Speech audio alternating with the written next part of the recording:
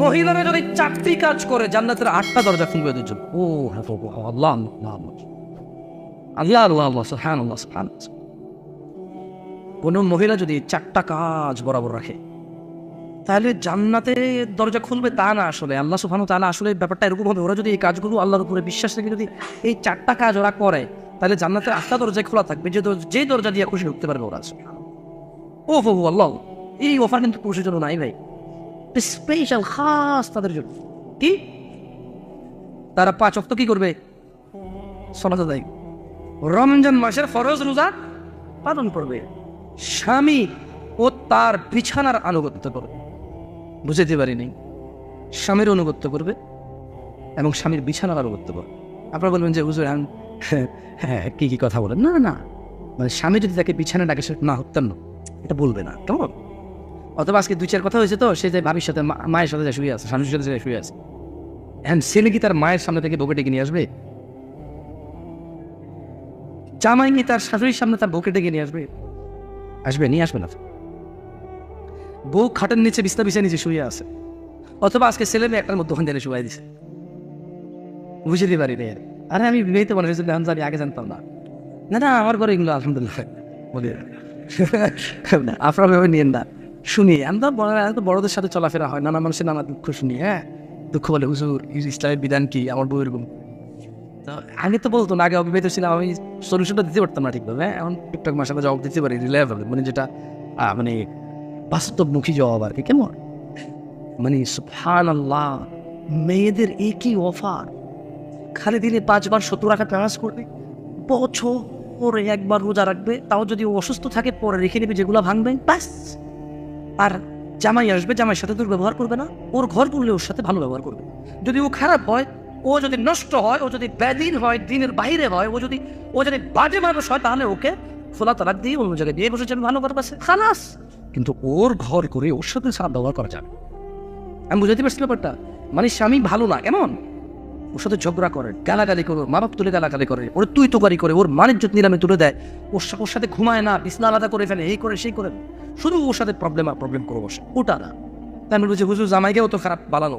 আরে খারাপ হলে বোঝানোর চেষ্টা করবি, যদি না বোঝে, মেয়েরা তো সস্তা জিনিস না তো। শোনো আমার ভাইয়েরা, তোমরা শিক্ষিত মানুষ হও, তবেই তোমরা শিক্ষিত সমাজ সেবক পাবা। তোমরা শিক্ষিত অনুসারী হও, তবেই তোমরা শিক্ষিত নেতা পাবা। আদারওয়াইজ তোমরা যদি মূর্খ শ্রোতা হও, খতিব তোমাদের মূর্খ হবে। তোমরা যদি মূর্খ শ্রোতা হও, ওয়াজিন তোমাদের মূর্খ হবে। তোমরা যদি বর্বর, দুষ্ট, বাজে চরিত্রের মানুষ হও, তবে বাজে চরিত্রের মানুষ তোমাদের সমাজ সেবক হবে। তোমরা যদি দুর্নীতিগ্রস্ত হও, সুদ, ঘুষ, জানাবা বিচার, গান বাজনায় মেতে থাকো, তবে পৃথিবীর সবচেয়ে নিকৃষ্ট মানুষ তোমাদের নেতৃত্ব দেবে। কারণ যে যেমন তাকে চালানোর মানুষ ওর চাইতে খারাপ লাগে। খারাপ মানুষকে চালানোর ওর চাইতে খারাপ মানুষ লাগে। খারাপ মানুষকে চালানোর ওর চাইতে খারাপ মানুষ লাগে। ভালো মানুষ খারাপ মানুষ চালাইতে পারেন। ভালো মানুষ খারাপ মানুষকে সৎ পথে ডাকে, ওই সৎ কথা যদি সে শুনে মানুষটা ভালো হয়ে যায়, তখন ভালো মানুষকে চালাইতে পারে। আদারওয়াইজ যদি সৎ কথা যদি ওই লোকটা না শোনে, এই ভালো মানুষটার কথা তো সে শুনলই না, তাহলে ওই ভালো মানুষটা ওই খারাপ মানুষকে চালাতে পারে। কারণ ভালো মানুষের কথা তো সে শোনে না, তো চালাবে কিভাবে? শুনলে তো চলছে, তাহলে সে চালাইছে, আদারওয়াইজ তো সে চালাতে পারে নাই। সো তোমরা এই বিষয়গুলোতে মনোযোগ দাও। বেতাগাবাসী, আমি 2015 সাল থেকে, আমার যতটুকু মনে আছে, এখানে আসি। 2015 সাল থেকে আমি আসি। আমি বহু বাংলাদেশের বহু পরিচিত অপরিচিত জায়গায় গিয়েছি, এবং এমন অনেক জায়গায় গিয়েছি আমার নামও মনে নাই। যেহেতু আমি এদেশে বড় হই নাই, আমার নাম কয়েকবার গেলে কয়েকবার শুনলে মনে থাকে। অনেক সুন্দর সুন্দর গ্রামে গিয়েছি, তবে এই বেতাগার মানুষের মতো, আমি সবাইকে খারাপ বলতেছি না, ওদের সাথে আমার একবার দেখা হয়েছে কয়েক ঘন্টার জন্য। এই বেতাগাবাসীর সাথে আমি বসবাস করেছি মাসের পর মাস, প্রতিনিয়ত আমার দেখা হয়েছে। এখানে হয়তো কথা থাকতে পারে, মধ্যপাড়ার মানুষ ভালো না, উত্তর পাড়ার মানুষ ভালো না, দক্ষিণ পাড়ার মানুষ ভালো না, এই গ্রামের মানুষের 60টা। নিজেদের মধ্যে হয়তো কথা থাকতে পারে, একজন হয়তো জিদের বলিবশত বলতে পারে, আমাদের মতো খারাপ গ্রামার নাই। তবে তোমরা জেনে রাখো, আমি জামশেদ মজুমদার এখানে দীর্ঘদিন বসবাস করে এতটুকু অনুভব করেছি যে এই গ্রামের মানুষ প্রচুর ধর্মপ্রিয় মানুষ। এদের মধ্যে অন্যায় নাই এটা আমি বলবো না, আমার মধ্যেও আছে। এদের মধ্যে জাহালাত, অজ্ঞতা নাই এটা আমি বলবো না, আমার মধ্যেও আছে। তবে এখানকার মানুষ নতুন এক দাওয়াত, 1450 বছর পূর্বের এক দাওয়াত, যা মাটি চাপা পড়ে গেছে, যা বিদআত আর শিরকের নিচে চাপা পড়ে গিয়েছিল, এমন দাওয়াত যা 1450 বছর থেকে ছিল, কিন্তু এখানকার মানুষ নতুন ভেবেছিল। এরা এর বিরুদ্ধাচারণ করেছে, এরা এর বিপক্ষে গিয়েছে, কিন্তু ভদ্রতার সাথে গিয়েছে। আমি প্রায় জায়গায় ওয়াজে গিয়ে বলি, তোমরা যদি বিরুদ্ধাচারণ করো তবে বেতাগা বাসির মতো বিরুদ্ধাচারণ করো, ভদ্রভাবে বলে দাও আমি ডিসেগ্রি, আমি মানি না এটা, আপনি কি করেন বাদতে 14 গোষ্ঠী এরকম কথা শোনেন আপনি কোন, বাট মারামারি ধরাধরি কাফের মুশরিক ইহুদি নাসা এগুলো বলে নাই ওরা। 1960 সাল নাকি কত সালের ওনার কাছে বুখারী আছে, আমি তো আর জানতাম না। এখন থেকে আরো 8-9 বছর আগে উনি আরো একটু স্ট্রং ছিল। উনি মাগরিব পেশাব করতে আসতো, হঠাৎ করে উনি কথা বললে তো গা কাঁপে না, উনি স্ট্রক করেছে, আল্লাহ ওনাকে সুস্থ করুন এবং ওনার কষ্ট লাঘব করুন। তো উনি হঠাৎ করে বললো যে আমার কাছে একটা বুখারী আছে, ওনার বিয়েতে মনে হয় পাকিস্তান আমলে কেউ ওনাকে গিফট করেছে, বাংলা তর্জমা বুখারী। এগুলো উই পোকা খেয়ে ছিদ্র ছিদ্র ছোট ছোট ছোট ওই সুই দিয়ে ফুটা করলে যত ছোট ফুটা হয় এরকম ফুটা ফুটা হয়ে আছে বুখারীগুলো। বেতাগার মানুষের মন অনেক ভালো। আমি যখন এখানে সলাতের পদ্ধতি নিয়ে ওয়াজ করেছিলাম 2015 সালে, আমার সাথে কেউ ঝগড়া করেনি। রাতের ঈশান নামাজের পরে একটা বক্তব্য দিয়েছিলাম, রাত 11টা বাজে এই ছোট্ট ঘর, টিনের ঘরটা, এক পাশ ফার্মেসি এক পাশ আমি শুইতাম। বেশ কিছু মুরব্বী এসে বললো যে হুজুর আমরা যে কথা কিন কনের এই সময় তো মসজিদে কিছু কইনো, ইয়া ইচ্ছা আমনে তো কোনের কোরআন হাদিসে আছে বলে দিতেন আর। তো আমি সৌদি আরব থেকে আসার সময় দারুস সালাম পাবলিকেশনসের সহিহ বুখারীর অনুবাদ নিয়ে আসছি। তা আমি ওনাদেরকে এটা যখন খুলে দেখালাম, ওনারা বলে যে এটা তো আমি বলো এটা তো সৌদি গো। তো আমি চিন্তা করলাম আমার এদাকে করতে পারবো না। তখন আপনারা চিনবেন হাফেজ সাহেব বেঁচে আছেন এখনো, আল্লাহ ওনাকে নেক হায়াত দিক, আল্লাহ ওনার কষ্ট মুক্ত করুক। 1960 সাল নাকি কত সালের ওনার কাছে বুখারী আছে, আমি তো আর জানতাম না। এখন থেকে আরো 8-9 বছর আগে উনি আরো একটু স্ট্রং ছিল। উনি মাগরিব পেশাব করতে আসতো, হঠাৎ করে উনি কথা বললে তো গা কাঁপে না, উনি স্ট্রক করেছে, আল্লাহ ওনাকে সুস্থ করুন এবং ওনার কষ্ট লাঘব করুন। তো উনি হঠাৎ করে বললো যে আমার কাছে একটা বুখারী আছে, ওনার বিয়েতে মনে হয় পাকিস্তান আমলে কেউ ওনাকে গিফট করেছে, বাংলা তর্জমা বুখারী। এগুলো উই পোকা খেয়ে ছিদ্র ছিদ্র ছোট ছোট ছোট ওই সুই দিয়ে ফুটা করলে যত ছোট ফুটা হয় এরকম ফুটা ফুটা হয়ে আছে বুখারী। উনি আমাকে এগুলো দিছে, দেওয়ার পর আমি এরা তো ছিল এর বুঝে গেছে এটা তো সৌদি বুখারী, এটা বাংলাদেশি বুখারী নিয়ে আসি। এটা 1960 সালে পাবলিকেশন করছে, মানে তৎকালীন যে বাংলাদেশের ইসলামী ফাউন্ডেশন ওই পাবলিকেশনসের মানে এটা পাবলিশড বুখারী। তো পরে এখনো হাদিসের নাম্বার মেলে না, মানে আমি যেটা দারুস সালামের নিয়ে আসছি হাদিসগুলো আছে কিন্তু নাম্বার মেলে না, সেম হাদিস নাম্বারে যে আমি পেরেশান হয়ে গেছি, এর খাইছি রে কি একটা অবস্থা, এখানে তো নাই মনে হয়।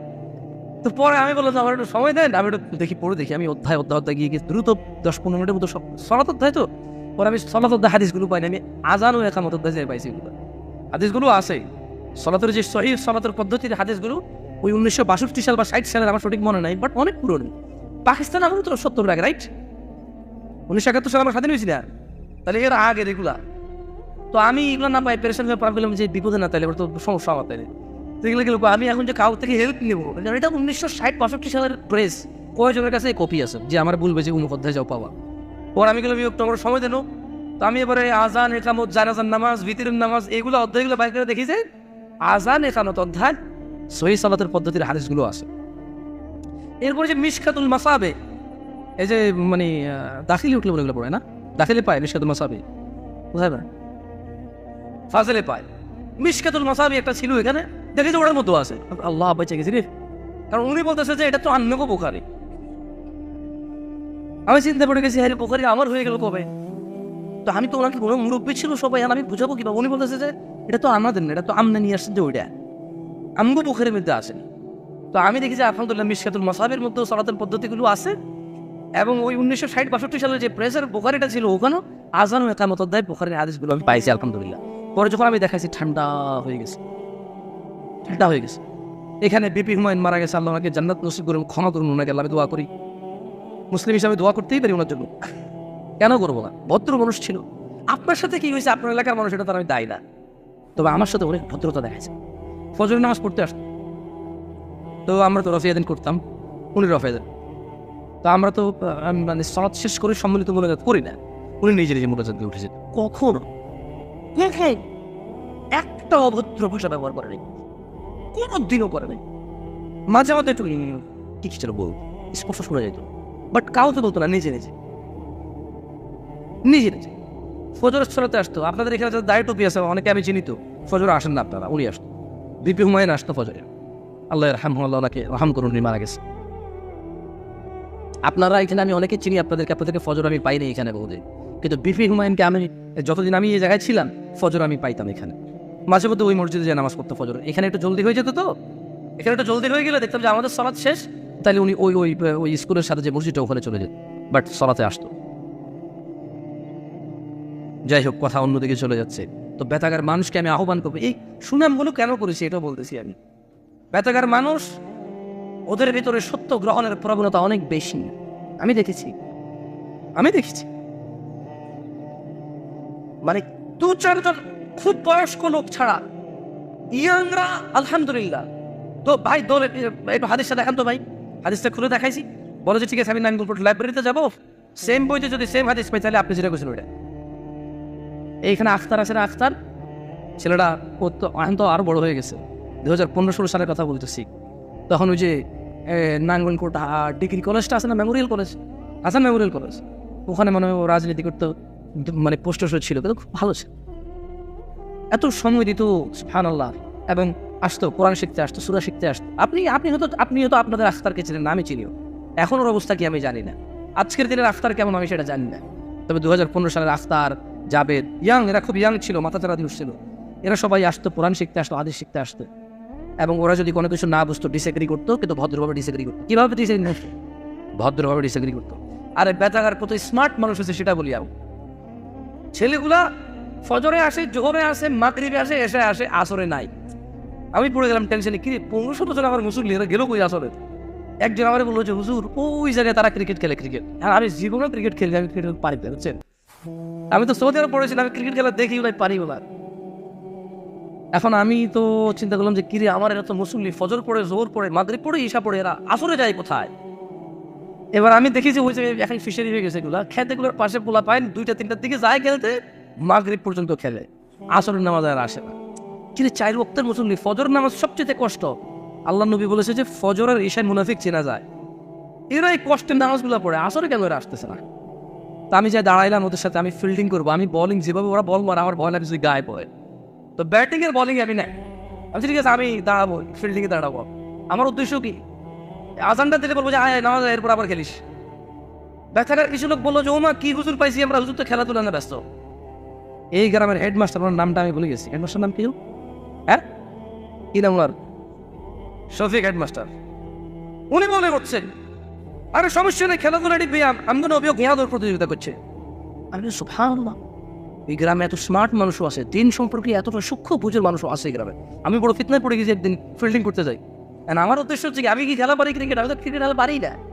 এরা 4 ওয়াক্ত করে আসর পড়ে না, 2-4 দিন গেছি, যাই দেখি যে আসর নামাজ নিয়ে চলে আসছি এদেরকে, আলহামদুলিল্লাহ। এরপর একটা সিস্টেম তৈরি হয়েছে যে এরা যায়, ওরা 1 ম্যাচ খেলে ফেলে, যেটা আসর আগে শেষ হয়ে যাবে, নামাজ পড়ে যায়, আরেক ম্যাচ শুরু করতে ওরা। তো আমি বড় ফিতনায় পড়ে গেছি, চতুর্দিকে কানাফোসা, হুজুর তো ডিস্কো, হুজুর তো এই, হুজুর সে, হুজুর তো খেলাধুলা ব্যস্ত। তো তখন এই হেডমাস্টার সাহেব বললো যে এগুলো বলা ঠিক না, আমাদের নবী সাল্লাল্লাহু আলাইহি ওয়াসাল্লামও ঘোড়া প্রতিযোগিতা খেলছে, উনি তোর নেশাগ্রস্তের মতো খেলে না, বাজি ধরে খেলে না। উনি হয়তো বিষয়টা উপলব্ধি করছে যে আমি বাচ্চাদেরকে আসর নামাজে নিয়ে আসার জন্য খেলতে যেতাম। আর ওরা তো ছোট না, ওদেরকে তো আমি বোকা দিয়ে আনতে পারবো না। কারো বয়স 17, কারো বয়স 18, কারো বয়স 15। এই বাচ্চাকে কি আপনি ললিপপ দিয়ে নিয়ে আসতে পারবেন মসজিদে? ওরা তো ওর রিয়েলিটি বুঝে, ওকে ওর চাহিদা পূরণ করুক, বাট চলে আসুক ভালো কাজ, রাইট? আলহামদুলিল্লাহ, এই বেতাগায় আমার বহুত স্মৃতি আছে যেগুলো অনেক মধুর, আমি অনেক মিস করি। এখানে এসে আমি অনেক উন্নতি করেছি নিজের, আল্লাহ আমাকে কবুল করুন। আমি প্রথম এখানে এসে বাংলাদেশি মানুষের সাথে মিশছি, এর আগে বাংলাদেশি কোনো মানুষের সাথে, কোনো সমাজের সাথে আমার মিশা হয়নি। আমি আমার গ্রামে ছিলাম, আমি তো সমাজ সেবক না বা বিচারাচারকে আমাকে ডাকবেন, আমি ছোটো মানুষ। কিন্তু এইখানে আসার পর আমি বাংলাদেশি সমাজ কেমন হয় বা কেমন হতে পারে খুবই সামান্য নলেজ পাইছি, তাও বেশিটা নিতে পারিনি। তবে শিক্ষার অনেক কিছু ছিল, আমার অজ্ঞতার কারণে বা আমি সময়কে হয়তো গুরুত্ব দিইনি, আল্লাহ আমাকে ক্ষমা করুন। খুবই অল্প পরিমাণ নিয়েছি আমি, নিলে হয়তো আর অনেক কিছু নিতে পারতাম আমি। খবরদার, এই যে গজল যারা গায় অধিকাংশ অটোটিউন ইউজ করে, যার মধ্যে বাদ্যযন্ত্রের ছোঁয়া পাওয়া যায়, খবরদার, যা আল্লাহ হারাম করেছে তা তোমরা তালবাহানা করে, নানা বিষয় করে এগুলোকে তোমরা হালাল করিও না। এই যে সুদ, বাংলা ভাষা, আরবি, রিবা, ইংরেজি, ইন্টারেস্ট, তোমরা কখনো ইন্টারেস্ট, সুদ, ঘুষ, রিবা এগুলো তো আলাদা মনে করি। এগুলো ভাষাগত পার্থক্য, লাউ আর কদুর মতো নয়, এগুলো পেন আর কলমের মতো পার্থক্য, এগুলো পেপার আর কাগজের মতো পার্থক্য, এগুলো বই আর বুকের মতো পার্থক্য, এগুলো চেয়ার আর কেদারের মতো পার্থক্য, এগুলো সিট ডাউনের বসে যাওয়ার মতো পার্থক্য, এগুলো গেট আবার বসে যাওয়ার মতো পার্থক্য, এগুলো শুধু কথার পার্থক্য। কোরআনুল কারীমে আল্লাহ সুবহানাহু ওয়া তাআলা বলেছেন, ইয়া আইয়ুহাল্লাযীনা আমানু লা তুকদ্দিমু বাইনা ইয়াদাইল্লাহি ওয়া রাসূলিহি, এই ইমানদারগণ তোমরা যারা দাবি করো যে আমি মুসলিম, নর এবং নারী, মহিলা এবং পুরুষ, ধনী এবং দরিদ্র, বাঙালি, ইন্ডিয়ান, পাকিস্তানি, ইরানি, তেহরানি, সৌদি, তুর্কি, যে কোনো দেশের মানুষ যে বলছে যে আমি মুসলিম, আল্লাহ তাআলা তাদেরকে ডেকে বলছে, এখানে ইয়া আইয়ুহান নাস বলেননি তিনি, সমস্ত মানব জাতিকে তিনি উদ্দেশ্য করে বলেন। মানব জাতির মধ্যে যারা দাবি করে, যারা বলে যে আমরা মুসলিম, আল্লাহ তাআলা তাদেরকে বলেছেন, ইয়া আইয়ুহাল্লাযীনা আমানু, তোমরা যারা ঈমান এনেছো বা ঈমানের দাবিদার, তোমরা যারা, লা তুকদ্দিমু বাইনা ইয়াদাইল্লাহি ওয়া রাসূলিহি, তোমরা আল্লাহ তার রাসূলের সামনে কোন বিষয়ে অগ্রণী হইও না, আর তোমরা আল্লাহর তাকওয়া অবলম্বন করো। ওয়াত্তাকুল্লাহ, তোমরা আল্লাহর তাকওয়া অবলম্বন করো। খবরদার, আল্লাহ যেটাকে ইবাদত বলেছে, খবরদার রাসূল যেটাকে ইবাদত বলেছে, এর সামনে আর কোনো কিছুকে ইবাদত বলিও না। আল্লাহ যা হারাম করেছে, আল্লাহ যা নিষিদ্ধ করেছে, রাসূল যা নিষিদ্ধ করেছে, যত ধরনের নাম পরিবর্তন হয়ে আসুক না কেন, তোমার জীবন চলার পথে যত প্রয়োজনীয়তা হয়ে উঠুক না কেন, কোনো বিষয় যা আল্লাহ তার রাসূল হারাম করেছে, তা কোনো কৌশলে সেটাকে তোমরা হালাল করার চেষ্টা করিও না। খবরদার, এই যে গজল যারা গায়, অধিকাংশ অটোটিউন ইউজ করে, যার মধ্যে বাদ্যযন্ত্রের ছোঁয়া পাওয়া যায়, খবরদার, যা আল্লাহ হারাম করেছে তা তোমরা তাল বাহানা করে, নানা বিষয় করে এগুলোকে তোমরা হালাল করিও না। এই যে সুদ, বাংলা ভাষা, আরবি, রিবা, ইংরেজি, ইন্টারেস্ট, তোমরা কখনো ইন্টারেস্ট, সুদ, ঘুষ, রিবা এগুলো তো আলাদা মনে করি, এগুলো ভাষাগত পার্থক্য, লাউ আর কদুর মতো নয়, এগুলো পেন আর কলমের মতো পার্থক্য, এগুলো পেপার আর কাগজের মতো পার্থক্য, এগুলো বই আর বুকের মতো পার্থক্য, এগুলো চেয়ার আর কেদারার মতো পার্থক্য, এগুলো সিট ডাউন আর বসে যাওয়ার মতো পার্থক্য, এগুলো গেট আবার বসে যাওয়ার মতো পার্থক্য, এগুলো শুধু কথার পার্থক্য। খবরদার, ইন্টারেস্ট আর সুদকে তোমরা আলাদা মনে করো না, এগুলো ভাষাগত পার্থক্য, জিনিস এক। তাই আল্লাহ সুবহানাহু ওয়া তাআলা কোরআনুল কারীমে বলছে, লা তুকদ্দিমু বাইনা ইয়াদাইল্লাহি ওয়া রাসূলিহি, খবরদার তোমরা আল্লাহ তার রাসূলের সামনে অগ্রণী হইও না, নিজে আগ বাড়িয়ে কিছু করতে যেও না। ওয়াত্তাকুল্লাহ, আল্লাহর তাকওয়া অবলম্বন করো। ইন্নাল্লাহ, নিশ্চয়ই আল্লাহ, সামিউন আলিম, তিনি সর্বশ্রোতা, সর্বজ্ঞ, সব বিষয়ে জানেন তিনি। জেনে রাখো বেতাগাবাসী, তোমরা তোমাদের রবের সাথে সম্পর্ক দৃঢ় করো। কোরআনুল কারীম তোমাদেরকে তোমাদের রবের যতটা নিকটবর্তী করবে, এই পৃথিবীতে কোনো মানুষ জন্ম হয়নি যে তোমাকে একটা উদ্ধৃতির উদাহরণ দেবে, যেই তোমাকে একটা ঘটনা বর্ণনা করবে, একটা সাদৃশ্য তোমাকে একটা এক্সাম্পল দেবে। এই পৃথিবীতে এমন কোনো মায়ের সন্তান জন্মগ্রহণ করেনি, করবে না, যে কিছু বলবে আর তুমি আল্লাহর নিকটবর্তী হবা অত বেশি, যত বেশি তুমি কোরআন পড়লে হবা। এরকম মানুষ এখনো পৃথিবীতে জন্ম হয়নি যে কোরআনের চাইতে বেশি তোমাকে নিকটবর্তী করতে পারে আল্লাহর কাছে, আল্লাহর সাথে। এবার বলেন, নামাজ বেহেশতের চাবি, রাইট? আলেমদের মধ্যে মতো কেউ দুর্বল বলে, কেউ হাদিসটা বয়ান করে, কিন্তু আমি বলি কি, এটা কাইন্ড অফ রিলেটেড, মানে সলাত বেহেশতের চাবি, একটু রিলেটেড। কেমন? মানে লা ইলাহা ইল্লাল্লাহ, আমরা কারা কারা মুসলমান আত্ম বস, চাকরিজীবী কারা তারা আত্মীয়, চাকরিজীবী সবাই না। আপনি যদি ডিউটিতে গিয়ে পাঞ্চ না করেন, আপনি কি ডিউটিতে উপস্থিত ছিলেন? ওদের বেতন পাবেন? সিম্পল হিসেবে। তো আমরা কারা কারা মুসলমান? এটা হচ্ছে আমরা জোহর থেকে আসর পর্যন্ত মুসলমান, যদি জোহর নামাজ পড়ো, এরপর আমাদের মেয়াদ শেষ হয়নি। আমাদের মেয়াদ কি হইল? শেষ হয়েছে। যে আসর সালাত করে সে কন্টিনিউ করতে থাকে তার ঈমান, তার মুসলিমত্ব, তার ঈমান সে মাগরিব পর্যন্ত করে। যে মাগরিবের সালাত পড়ে সে ঈশা পর্যন্ত কন্টিনিউ করে, যে ঈশার সালাত পড়ে সে ফজর পর্যন্ত মুসলমান হিসেবে গ্যারান্টি নেয় নিজের, মানে ডিউটিতে পাঞ্চ করে। কি করে ডিউটি করছে? মানে ইয়া আল্লাহ, তোমার প্রতি আমার ঈমান মিথ্যা নয়। ইয়া আল্লাহ, তোমার প্রতি আমার ঈমান লোক দেখানো নয়। ইয়া আল্লাহ, তোমার প্রতি আমার ঈমান পৈতৃক সম্পত্তি নয়। ইয়া আল্লাহ, তোমার প্রতি আমার ঈমান আমার হৃদয় থেকে আমি তোমার কাছে আত্মসমর্পণ করেছি। তাই সে ফজরে যায়, জোহরে যায়, আসরে যায়, মাগরিবে যায়, ঈশায় যায়, আবার ফজরে যায়, এভাবে সে মুসলিম কন্টিনিউয়াস, রাইট? একজন লোক যদি তার ডিউটিতে 1 দিন গেল না, 2 দিন গেল না, 5 দিন গেল না, মাসে 15 দিন খুবায়, 20 দিন খুবায়, তাহলে কি ওই কোম্পানি তাকে চাকরিতে রাখে? মুসলেকা দিয়ে ছাড়তে হয়। কি দিয়ে ছাড়তে হয়? মুসলেকা দিয়ে ছাড়তে হয়। তো দুরু 30 দিনের মধ্যে আমার সপ্তাহে 4 দিন আল্লাহর সাথে ডিউটি করে এসে নিজেকে মুসলিম বলাটা কতটুকু যুক্তিযুক্তি? আমি কাউকে অমুসলিম বলতে আসিনি এখানে, আমার কোনো লাভ নাই। আমি কাউকে কাফের বলতে আসিনি এখানে, আমার কোনো লাভ নাই। আপনারা আস্থা রাখেন আপনাদেরকে কাফের, মুসলিম, মুশরিক, গুণবান, এই গুণ খারাপ ভাবে নিকৃষ্ট আপনি যখন কি লাভ? তাকে কে বানাইছে? ওই আপনার বেঁচে থাকা পছন্দ হচ্ছে। আমি কেন আপনাকে কিছু না করবো? ওয়াই? তিনি পরাক্রমশালী প্রজ্ঞাময় আল্লাহ, সার্বভৌম যারা, তিনি আপনার বেঁচে থাকা, নিঃশ্বাস নেওয়া, তিনি ওনার ইচ্ছেই তো হচ্ছে নাকি? আমি আপনাকে কেন অবহেলা করবো, ঘৃণা করবো, কেন তুচ্ছ তাচ্ছ করবো? ওয়াই? ইটস বিকজ আমি এখানে লেকচার দিচ্ছি, আপনি সত্যি এই জন্য? নো, আমার দরকার কি ভাই? শোনেন, আপনাদের আজকে একটা কথা বলি, যে আল্লাহ আপনাদের এই নিঃশ্বাস দিয়েছে, তিনি আপনাদেরকে কত বড় সুযোগ দিয়েছে এটা আমি বলবো। বলার আগে মুসলমান কে না, এটা একটা মাপকাঠি দিয়ে গেছে আল্লাহ নবী সাল্লাল্লাহু আলাইহি ওয়াসাল্লাম। কে দিয়ে গেছে? আল্লাহ নবী সাল্লাল্লাহু আলাইহি ওয়াসাল্লাম। আচ্ছা, এটা কি কাগজ? এটা কলম, কলম, এই কলমটা এটা কি মাপকাঠি না জিনিস? মাপকাঠি তো মানে আমার ব্রেইন আছে, আমি দিচ্ছি এটা কাগজ, এটা কি কলম? এটা কি কলম? সেই কাগজ। পানি আর তেল আলাদা বোঝেন? পেট্রোল, পানি দুটো আলাদা বোঝেন না? মুসলমান কে মুসলমান, কে মুসলমান, কথা কে নেই? মুসলমানের পরিচয় কে দিবে? আল্লাহ দিবে। যে কাকে উনি মুসলিম বলেন? মুহাম্মদ সাল্লাল্লাহু আলাইহি ওয়াসাল্লাম দিবে কাকে উনি মুসলিম বলে। শোনেন, একটা হাদিস বলে আমি বেশি দীর্ঘিত করবো না, কারণ এখানে সারাদিন বক্তব্য দিলে লাভ নাই। আপনারা মুসলমান হন, আমিও মুসলমান হওয়ার চেষ্টা করি। আল্লাহ বাঁচিয়ে পরে কখনো ঈশা মুসলিমদেরকে সৎ কাজের আদেশ অসৎ কাজ নিষেধ করে দিয়ে দেবে।